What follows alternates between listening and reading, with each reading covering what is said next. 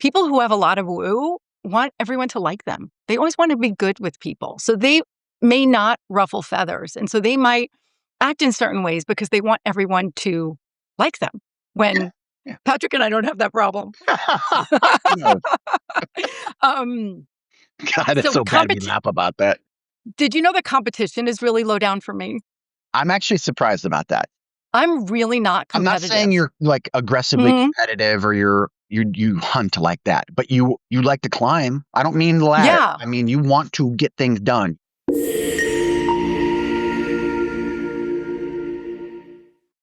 Hey, everyone. Welcome back to Leadership and Motivation Unleashed. We are here today with a really interesting topic that Patrick and I talk about all the time. It's a topic that comes up frequently. I see it all over the news and also in the career workforce space. And it's about personality profiling and typing. How many of these personality tests or assessments have you taken in your career? Some of them are silly, like those Board Panda ones that used to be on Facebook, where like you fill out a survey and they tell you like, what's your spirit animal or something like that. And some of them are more or less scientific than Wait, I have to others. know what your spirit animal is. I don't even remember. It was like some sort of animal that I had never heard of, which is why it didn't make sense. So, but I don't really believe in that stuff anyway. So there's a lot of that. Sometimes it makes people feel good. I don't know. There's so many of them that are more or less scientific than others. I think it's also really important as a leader, as an HR practitioner, as a manager, as a person who makes hiring decisions, that you don't use these personality assessments to make important decisions unless the assessments are validated statistically to make those decisions, because that could bring you results that you didn't anticipate. But what we'd like to talk about today is to share some examples of a few of them and to talk about, how they've helped us understand ourselves a little bit better and how it's helped us manage the teams that we work on. And so I'll start with the one that I like the best. So when I worked at Stryker, and I think we talked about this a little bit before in previous episodes, Stryker has always been a huge proponent of the Gallup Strengths assessment. And you probably have heard of the Myers-Briggs, MBTI, which tells you if you're an introvert or an extrovert, if you're sensing or perceiving, if you're judging or something else. There's the DISC assessment. There's a few others. The Gallup one is particularly interesting to me.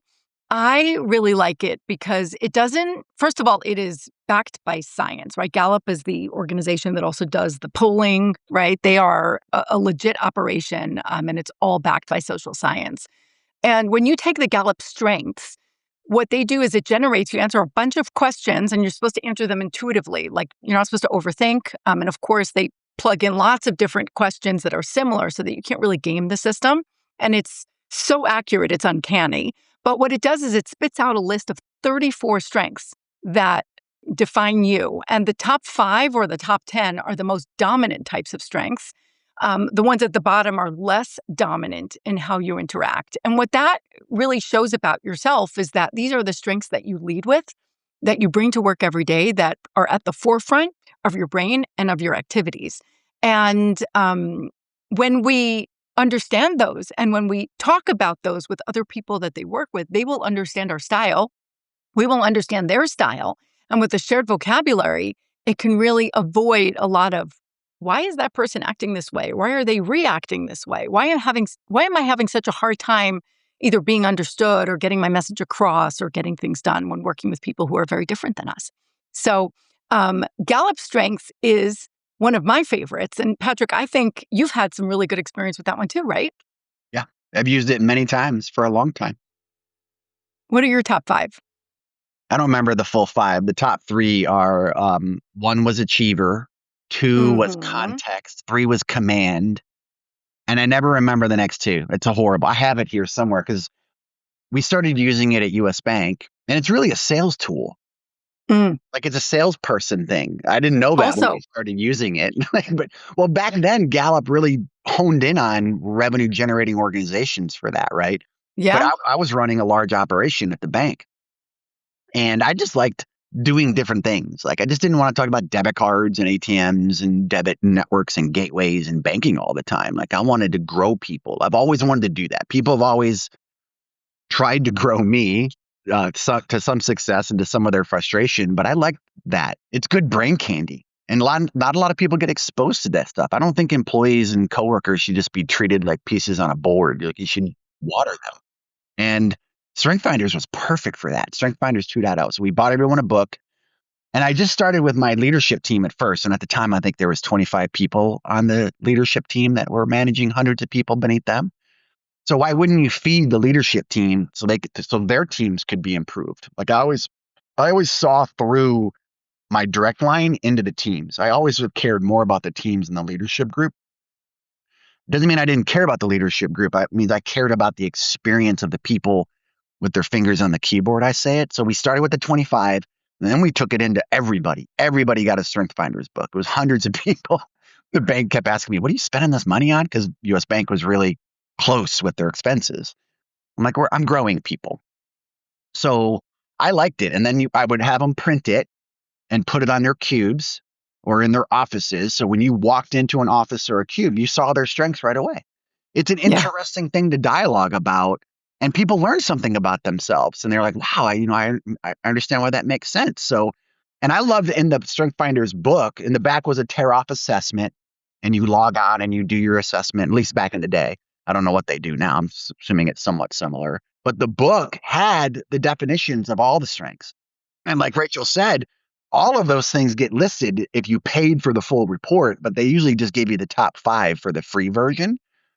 But being curious about yourself is amazing. And, it didn't surprise me. I was a context guy because I love history. Rachel will tell you that. Like, I cannot get enough history, whether it's Israel and the IDF, which is close to her heart, her homeland, and the military over there, I think, is just so impressive.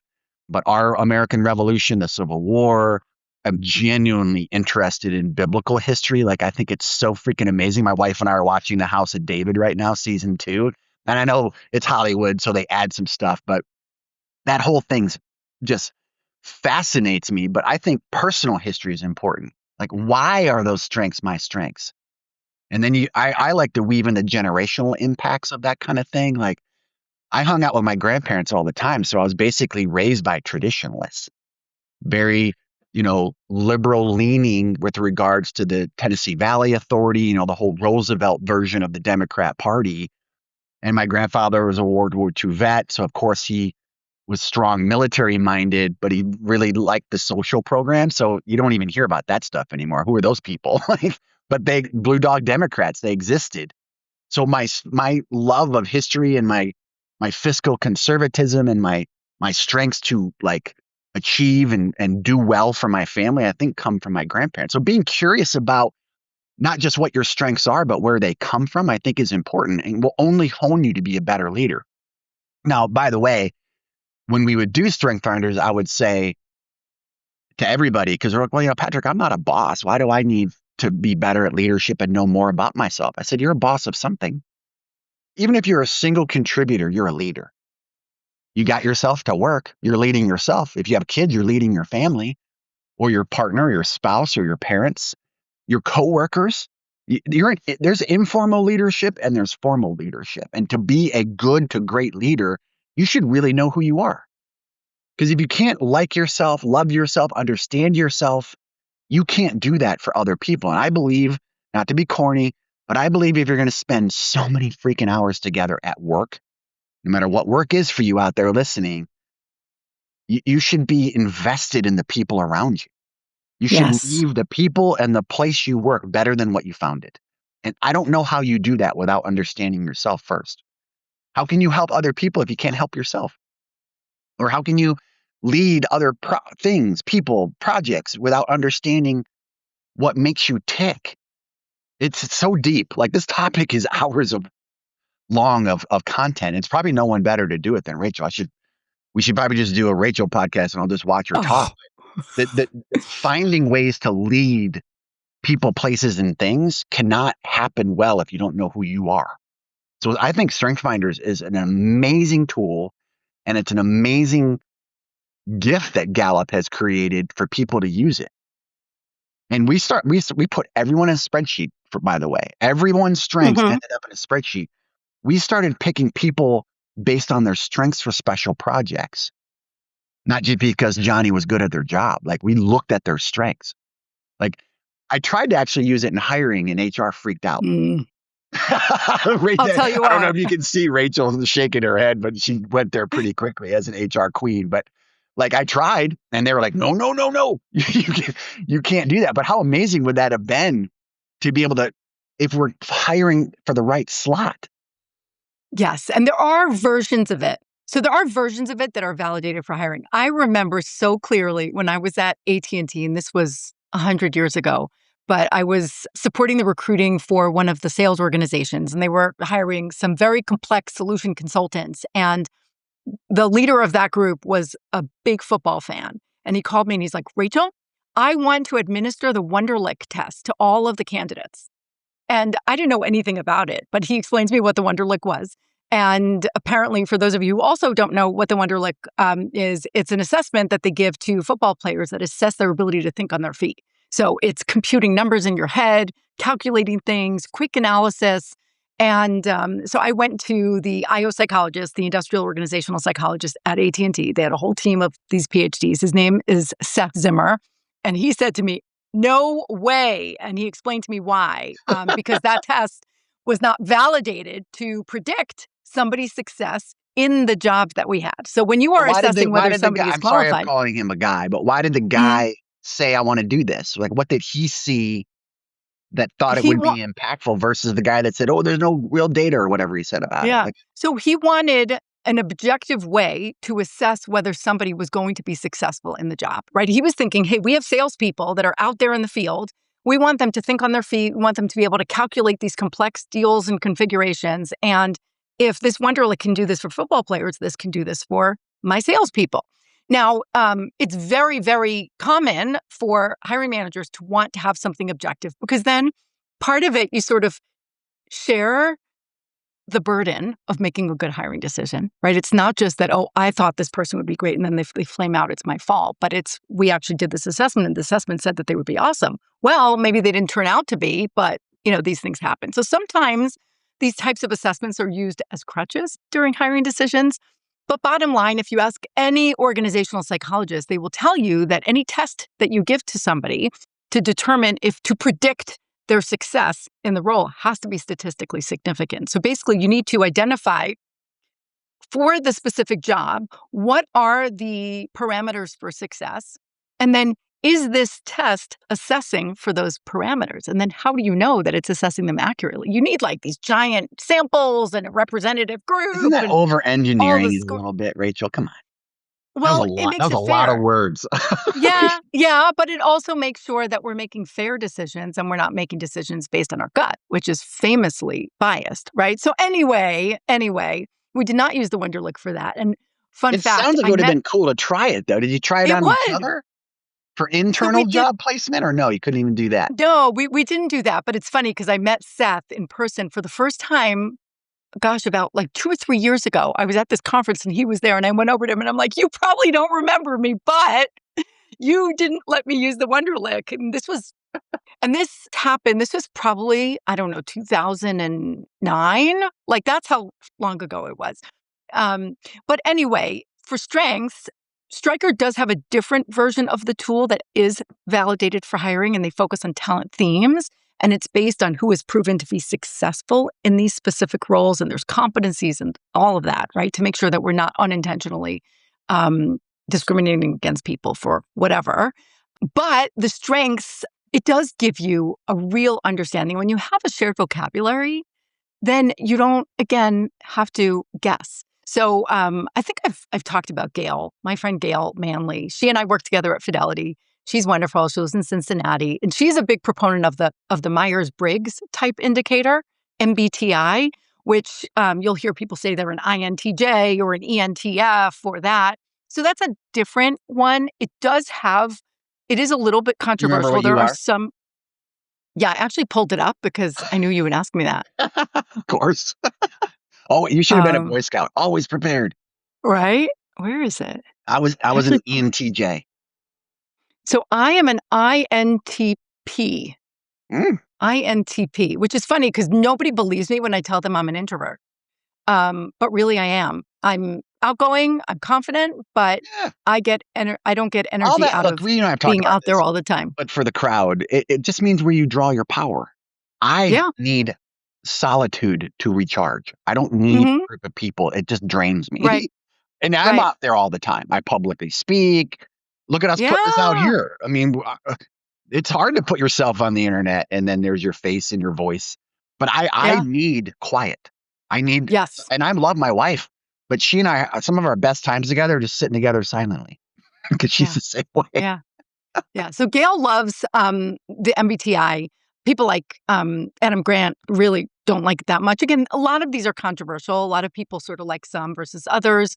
But what Gail would do, and she's been at Fidelity for more than 25 years. And every time she got a new boss, because you know how often there are reorganizations at some of these big companies, Yes. she had an about me slide and she would share that with her new Yeah. boss. Right. And it would include her type indicator. And she would say, this is who I am. And this is how I work best. And this is how I like to communicate. And these are some things that I'm really great at. And here are some things that I'm working on because you skip the games, right? And so, for example, my top five, and it's interesting because your top five really don't change over time, according to Gallup, because we pretty much are who we are, by the time our brains are fully formed, which is usually around 25 years old.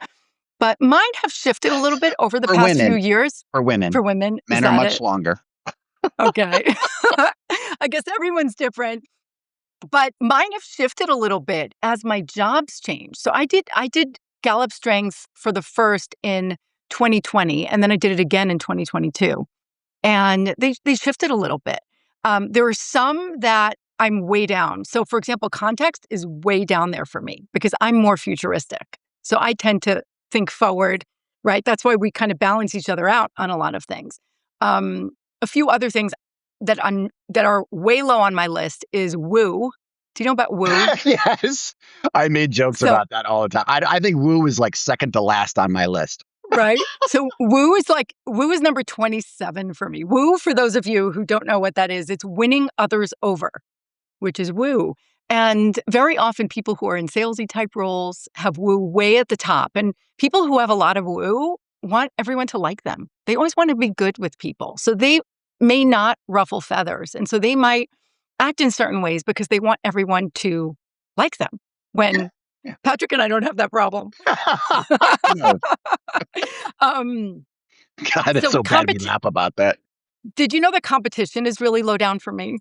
I'm actually surprised about that.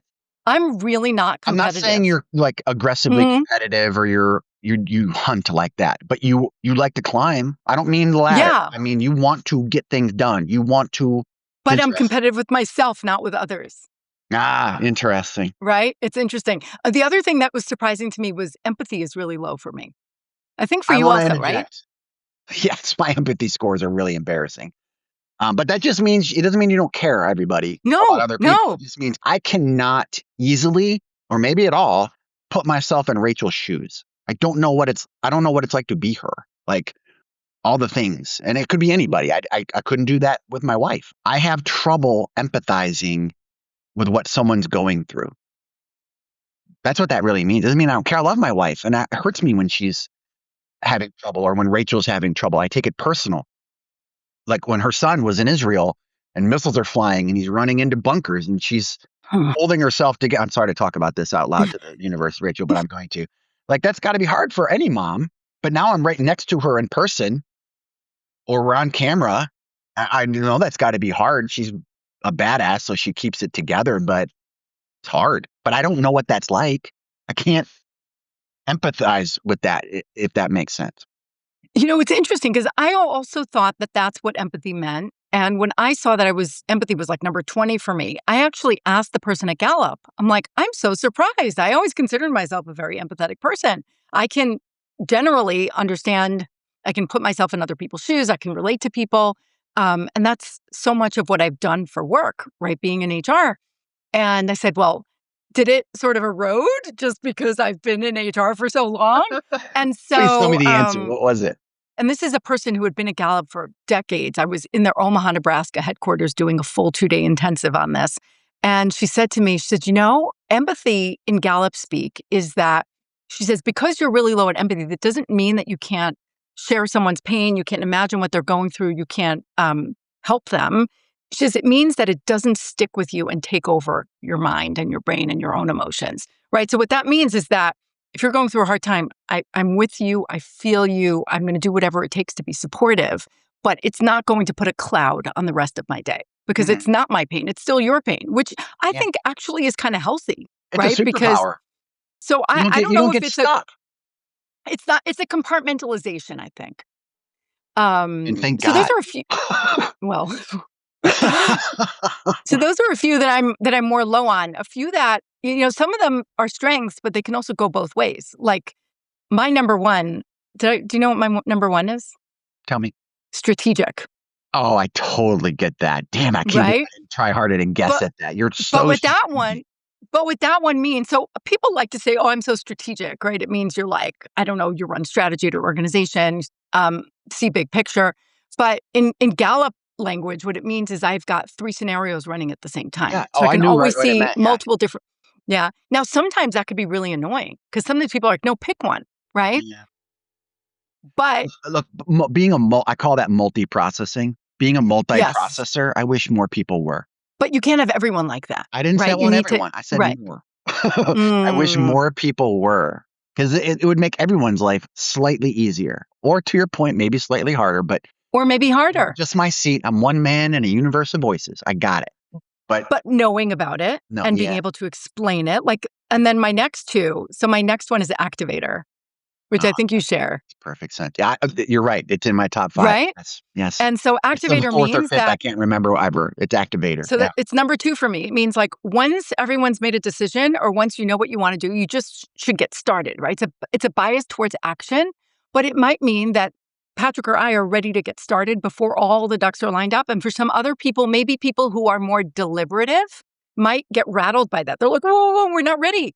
Don't start yet. Start next week, or we have to have this meeting first. So that can be disruptive. You know what's a great exercise for all of this? And in the world, and we're hybrid. I mean, everybody, there's an office in Dallas, there's an office in New York that people visit. Mm, There's an office in Miami that people visit, yada yada. But for the most part, we're work from home, so it's kind of hard to do some of this stuff remotely. And by the way, we've all gotten really good at it. Like COVID was like a mhm. primer. This has been the PhD. Checkout's been the Yeah. PhD of remote leadership and growth and running a business. But when I ran the leadership programs at US Bank with Linda Wesley and Jamie Callery, ladies, I know you listen to this. Hello.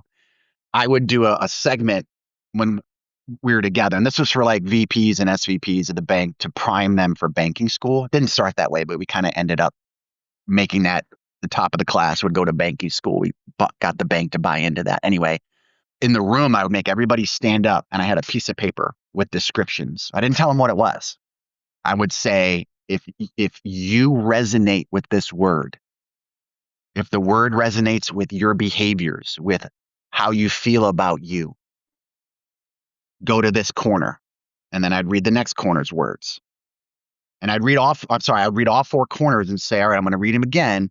Whatever word resonates with you, go to that corner. Because I would have the piece of paper and that was in quadrants, right? Everybody saw it, but they couldn't read the words because it was small, right? And they would go to their corners. And there was 5 words per corner. And then you start talking about, okay, now work together. And it was so interesting at the bank, like the financial acumen corner. And I'm for the sake of this podcast, we're going really high level here. And I'm actually going to put the document in the thing for the producer to share with everybody. Everybody should look at this document. The bank was heavy process. Of People course. who like process. It wasn't a bunch of strategic people. There was a few. There'd always be, but it didn't. I ran this program with those ladies for 11 years, Rachel. So I got 11 years of doing this there'd be 40, 50 people in the program each year. So you guys can do the math on that over what 11 years looks like of what I'm talking about. But the strategic corner always had 2 to 5 people in it. And the process build walls corner, I don't mean build walls to keep people out. Just process helps me. Process was filled 25, 30 people Yeah. every year. It's like, so it's almost like and what would it look like if that was a John Deere tractor? What would that look like if it was Google? What would that, you know what I'm saying? And US Bank was in all 50 states. Like these people came from all over. Some of them didn't know each other, but they'd been on calls with each other, but never met face to face. And this was before video calls, everybody. It was conference calls Mm. on the Polycom. So you never saw each other's faces. And now they're together in a room. They're like, oh, and it would be funny because people, oh, you are those words. That makes perfect sense, even though they've never met each other. Like there's a lot of fun that you could have exploring who you are and showing others who you are and why you do the things you do. Like that's why I ask people to put their strengths up on their cubes and then in their offices. And you should be proud of who you are, by the way. There are no right or wrong there. It's just who you are. Now, how do you do these very complicated things like build a tractor, execute a mission to Mars? Look at this thing going on with Artemis 2 right now. It's beyond cool. Now, I'm going to quick off ramp. Bear with me. The moon is actually falling to them. They're not going to the moon. They're going to a point in time where the moon will meet them.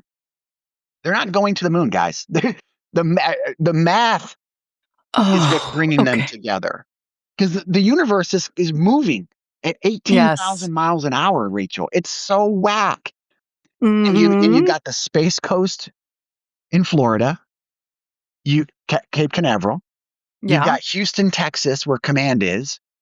There's things going on at NORAD. There's things going on outside of Phoenix. Like you've got thousands of people throwing 4 people in a capsule towards a point in time to meet the moon and go around it as it's going by. And they're actually not flying there. They're falling towards it. So you've got all these people. Some of them never met each other. Multiple vendors. Like if you track, like my daughter, Rachel's met Berkeley over video. And if you guys listen to the pod, interviewed Berkeley at one point. She's a part of this program. And the rocket boosters that shot the thing up into the atmosphere were Northrop Grumman equipment. And then Lockheed Martin built the capsule they're in. Like all these defense companies all put pieces together to make this work with NASA and space. I mean, what we do with the moon to get people in space is mind-blowing. You don't think these people need to know each other's strengths and what makes them tick? How many blowups happen on conference calls or video calls trying to do the math on this thing, or the pressure cooker of keeping these 4 amazing human beings alive through space and solve all these problems on the fly? It's not an accident. I think the best teams, whether you're hurdling 4 people through space or you're building a John Deere tractor — I don't know why I'm picking on John Deere so much today, but whatever that is, you should know a little bit about each other. I think strengths is a perfect place to start. And we should put the link to go get the book. I think it's like $19. It's not a lot in terms of figuring out who you are, or whatever the online assessments are that you could do for free if you don't want to spend the money. Start taking a journey of understanding who you are. And Rachel, you need to talk about your trip to Germany. Oh, so I've, since I was introduced to strengths, this is going back 6 years, I've always been just fascinated by it. And I want to learn more about how to help other people understand their strengths, right? I've digested mine and considered how my strengths might work with some other people. But Gallup offers a certification where you could become licensed to administer and interpret these assessments for other people and run all kinds of activities that they call team blends and help the spreadsheet that Patrick talked about. If you've got a team and you know your team member strengths, to be able to map them out or plot them out on a chart and help people understand how that might, how different people's strengths and the interaction between strengths might play different roles, good or bad, in day-to-day work. So it's something I've always wanted to do. And I decided to invest in myself and take the course. And so they have a virtual option, which was not super appealing to me because it's 5 days and it's 9 to 5. And it's just, I spend enough time on Zoom. If I'm going to do it, I want to do it in a room and really get the full experience. And so rather than go to Omaha, Nebraska, or Washington, D.C., or Chicago, I decided to check out their global options because I thought, how fascinating could it be to participate in this experience with people from all over the world and really get an understanding of how culture and how geography factors in here. So I will be traveling to Berlin to participate in the course, and I hopefully will become certified as a strengths coach. So Hopefully I'll become certified. You would probably run the damn Of thing. course I will. You're so funny. Well, I Of course you'll will, be certified. yeah, so there's a test, there's a few different assessments that I'll have to administer, but So let's we're gonna regroup in a one couple of the months. the next month's series of podcasts needs to be about Mhm. your experience there. Okay, we'll talk about I it, can't wait to hear about it.